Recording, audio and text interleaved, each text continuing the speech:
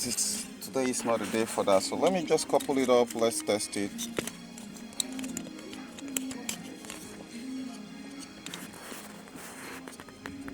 So let's couple it up and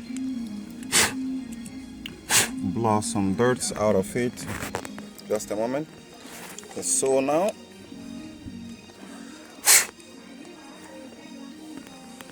right now I've coupled it back, so I'm going to be plugging it right here. Push it until it snaps. I'm going to get this out later on. Now it snaps, it can't go out again until I pull it from this plug. So let me start the car and see if it works. Okay, let's go. It didn't work. The back ones are working. It doesn't work. So this is where the problem is. So right now we need to use the computer to scan it.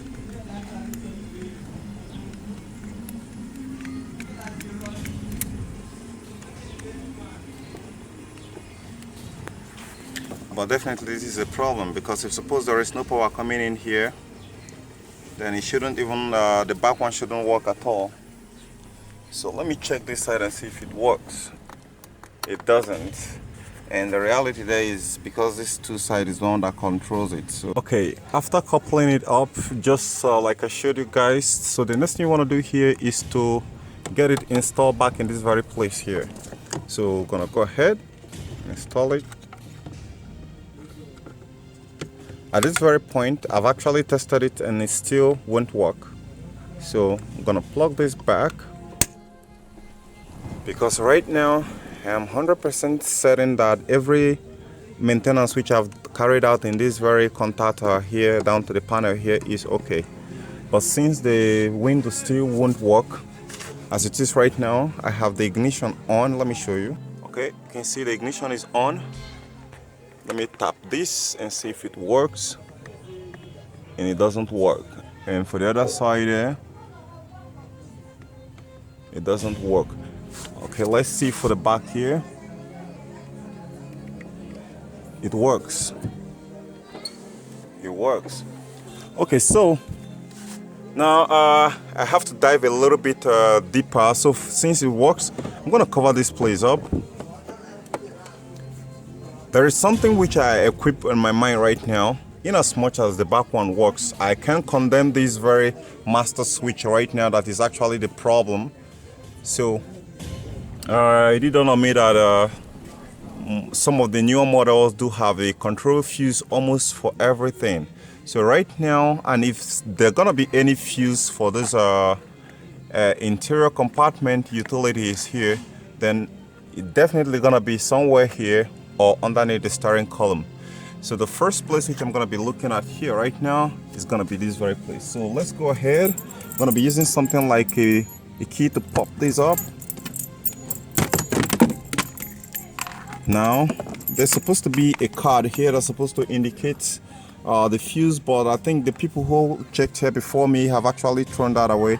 So I'm gonna get the camera closer so I can be able to test it. So what I'm gonna be needing here is just a simple digital multimeter. Here I'm gonna put it and put the settings on the continuity.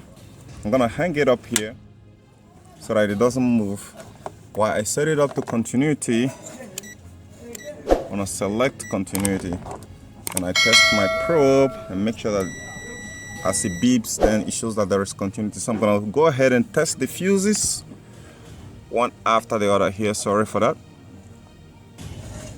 This one is good. This is good. This is good.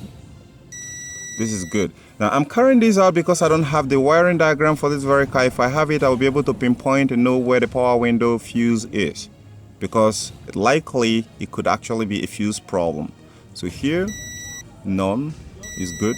Is good, is good, is good, is good.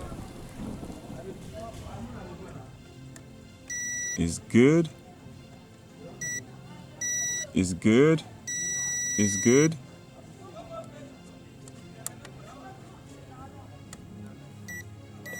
Okay, that is good.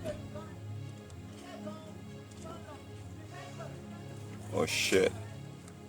Okay, it's good. Okay, right here, fuse. I can be able to recognize it, but on the third row, that's gonna be the second fuse. That's 15 amp fuse right there. It's not responding, so I'm gonna test the 25 that is up there. That works. Then 20 down, it works. 40. So we have only one fuse that is blown out of here. So I'm gonna be using this my long nose plier to pull that out. And we take a look at it. Okay. And lo and behold, let me try and see if this. Okay, she's focusing. You can see it's gone. It's gone. It's blown. So at this very point here, since I don't have any 15 amp fuse right now, I'm gonna be adopting to use the old methodology to actually get this work by just getting a string of wire, which I know is not gonna be up to 10 amps. This is 15 amps. All right, roll the first one, roll the second one, and hold on. Get another piece again to do the same thing.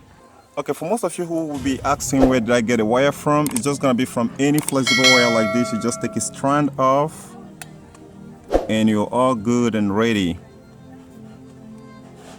Just a strand off, depending on how long it is, it's just gonna be good enough. So we got another string here, so I'm gonna be using that and wrap it up. Now we don't want to wrap it too much because we want to be on the safer side so we don't get anything damaged if suppose there is any problem within the circuit. This is quite a lot, but I'm gonna twist that up, right? Then I'm gonna chop off the remaining ones right there.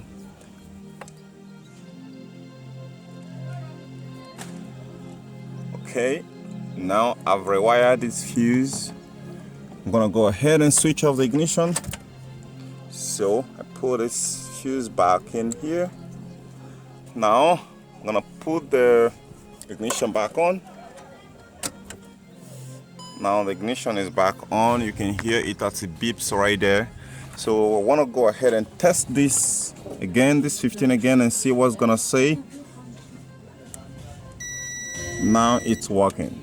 So we're gonna go ahead and touch this and see if it works. And it works. That's great. So gonna look at the other side and see if it works. It works. Okay guys, now you know how to solve a problem with your VW that the window suddenly stopped working and the back ones work, but the two front work. The two front row doesn't work, the back one works. And there is something which I forgot to tell you, the context of this very video here. Initially, even this other button also doesn't work. So if you test yours out and it doesn't work, and it's only the two back ones that work, and these two front doesn't work, then there is every tendency that you have a fuse problem. You'll find him or a and make him contact squeal. problem. Right? If it's only one, then there could be a contact problem.